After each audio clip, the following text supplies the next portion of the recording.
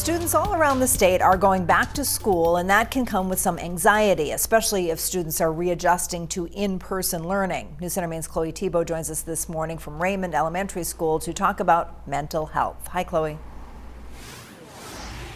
Hey Sharon, good morning. Yeah, I'm joined by Ruth Crowell. She's the president of the Maine Association of School Psychologists. So thank you so much for waking up early with us today.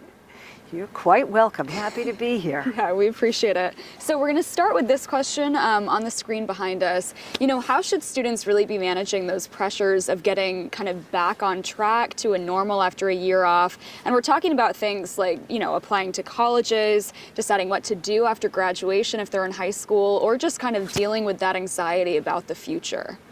Well, it's natural for students to feel anxious about coming back to school as well as to feel excited.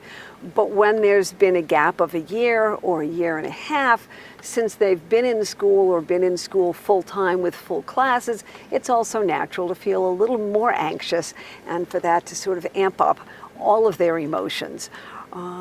I think it's very important to give kids a chance to express those emotions, to talk about them, to feel okay, to understand that other students are feeling the same way, and to really listen. But as a parent or a teacher, you kind of have to listen and be supportive while at the same time helping them understand that other kids are just as anxious, that everything's going to be okay, so that you're not sort of feeding or exaggerating those emotions in any way. And for kids, they'll adjust, but you need to give them time.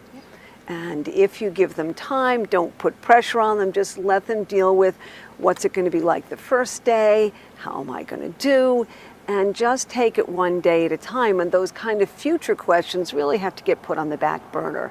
This is not the time to be talking to a junior or even a senior in high school the first 2 weeks about where they're going to go to college and are they thinking about applications. They have enough on their plate just managing the social nuances of fitting themselves back in to a peer group at school. So let them focus on that and kind of leave those other pieces off to the side for a while. Don't question them like, did it go okay? Are you all right? But just say, hey, how was your day? You know, anything that you're worried about? Did you find some friends?